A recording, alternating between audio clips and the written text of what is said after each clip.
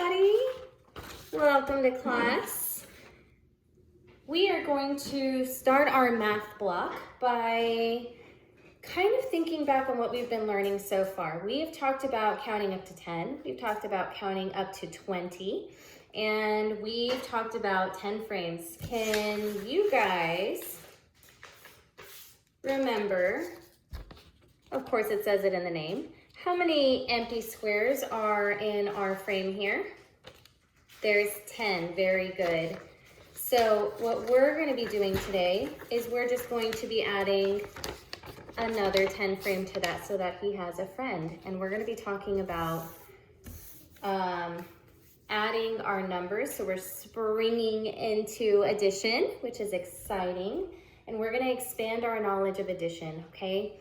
So let's play a quick game. This game is called Flash, and what we're going to do is I'm going to show you guys two 10 frames, okay? So if I had one 10 frame and I showed it to you guys really quick and there was a counter in each square, how many squares would be filled up? How many counters do I have all together? I have 10, good. So let's play a quick game of Flash. We all know how to do this, we've played it before. And I'm gonna show you guys a doubles 10 frame with some counters, okay? Now I'm only gonna give you a little bit of time to look at it. And then I want you guys to tell me how many counters you saw, okay? So how many we had total. And I want you guys to think about how you figured that out, okay? So here, let's do the first one. I'm gonna show you. Okay, take a second. I want you to use this moment and think about how many counters you saw in this doubles 10 frame, okay? I'll show it one more time. Here we go. All right. Okay, so I would ask students to volunteer, raise their hands, tell me how many counters they saw, and I might have some students answer 10. So I would ask them, how did you figure that out so fast? Obviously you didn't have time to count them one by one, so how did you know that? Some students might say, well, I know that one frame is 10 and one frame is 10 and one of these is empty. So I had 10. Good. Very good, you guys. All right, now I'm going to challenge you a little bit more. I'm going to show you another 10 frame, doubles 10 frame, and I want you to tell me how many counters you see, okay? Here we go. Okay, think about your answers for a second. I would give the students a few minutes to think about their answers. And I might have some students say that they saw 11. So I'll ask that student, how did you figure that out? What was your strategy? Were you looking at the empty spaces? Or did you know that this is 10 and one more is 11? So I'm kind of looking for different ways of thinking so that if there's students in the class that are not catching on as quick, maybe having different explanations might help them grasp that concept or find easier ways to figure out how many counters there are. All right, let's do another one. Okay. How many counters do you see? I'll hold it up for about a couple of seconds, and it's gone. I want you to think about this. That one had a little bit more than the last two. Okay, so we know that this top one is 10 and there's 4 filled in, and we know that our addition facts, 10 plus 4, we can do it on our fingers, 10, 11, 12, 13, 14. Or we know that if we just look at this real quickly without counting, 10 and 4 is 14. We had some students look at the empty spots, right? So there's 2, 4, 6, 1, 2, 3, 4, 5, 6 spots empty. And we know that 20 take away 6, and there's 14 left. Very good. So I just wanted to play a quick game just to expand y'all's knowledge, and we're gonna actually be using these doubles 10s frames today to be composing or making 10 to solve addition problems. Okay, so this is gonna help us build on fluency. That means we're gonna get really quick about our addition facts. So I have a friend, and his name is Hank. He has a fish tank at his house. And in his fish tank, he has 9 goldfish and he has 5 guppies. That's just a different type of fish. I want you to try and figure out how many goldfish and guppies he has all together.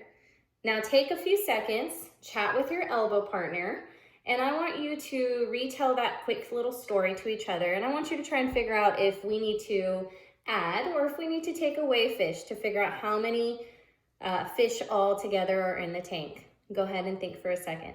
So the students would take a second. They'll talk about their answers really quick, and then I'll call on different pairs to explain. And they'll tell me all together means we're adding.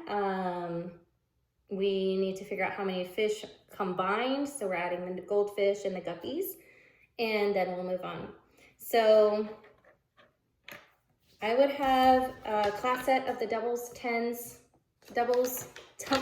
frames, and each student in the class would have one of these, and this is the point where they would pull out their double 10 frames, and we will be using these to figure out the answer to our story problem. So we're now going into teacher modeling. So we would say, okay, Hank has 9 goldfish. I'm using these yucky Nilla wafers for counters because that's all I could find. So what we're gonna do is we're gonna add 9. Can I flip this? So sorry. We're adding 9 counters. So 1, 2, 3, 4, 5, 6. I want you guys to do this with me. 7, 8, and 9. So these 9 counters represent our goldfish, and I'm so sorry that this is so hard to see. Now, Hank also had how many guppies? 5 guppies. So let's add 5 guppies all together. 1, and this will go on our bottom 10 frames. 2, 3, 4, and 5. Now let's take a look at this for a second. I'll make sure everybody has their counters on their doubles 10s frames and walk around the room, make sure that nobody has help, but also I'll ask my students to help each other if they can.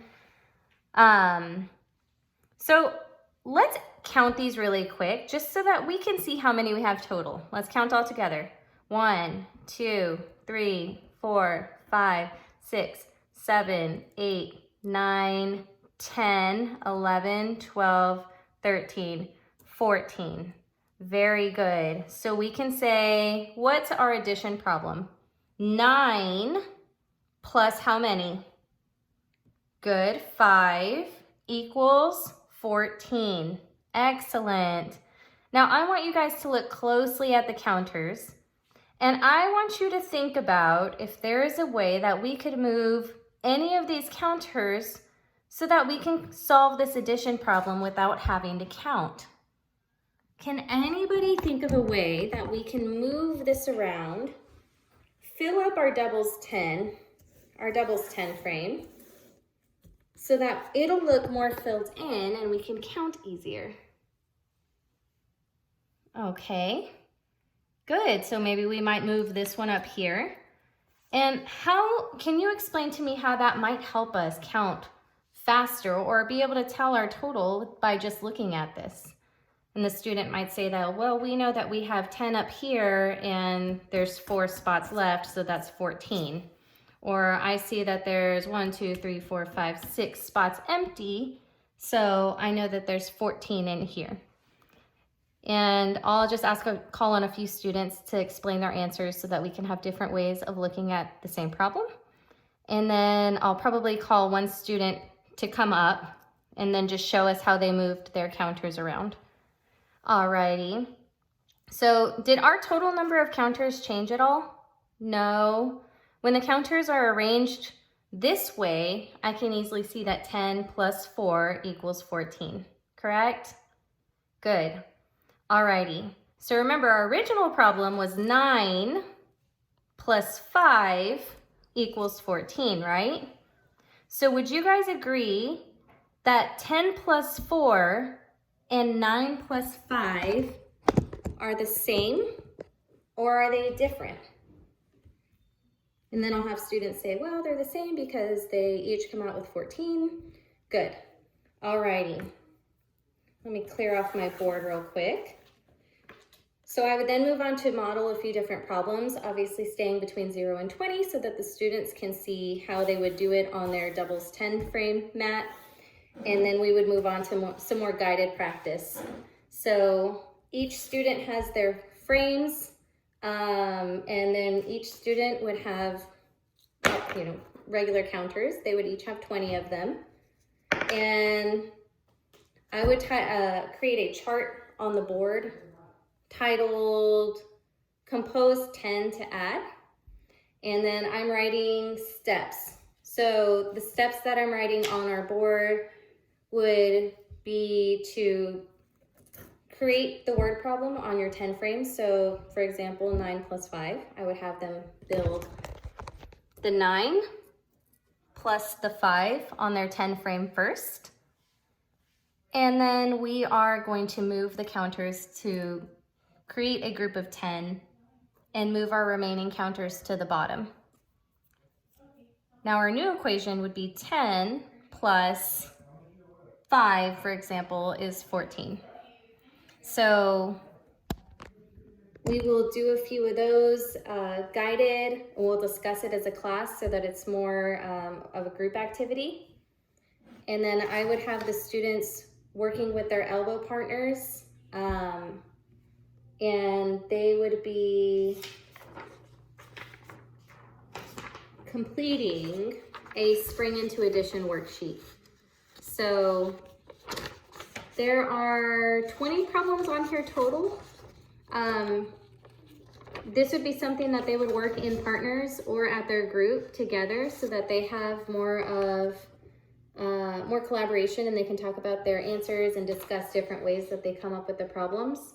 But for example, this first one, 8 plus 6, what I would want them to do is they would, of course, build 8 on top and then 6 on the bottom.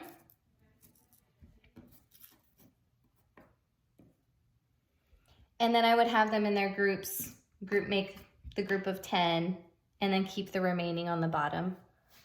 So that we could see, of course, that the answer is easily 14.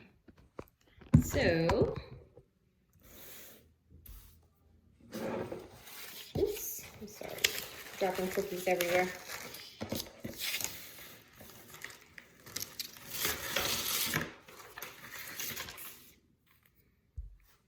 So they would complete this worksheet. When they're done, they'll turn it in. I'll take this for a grade.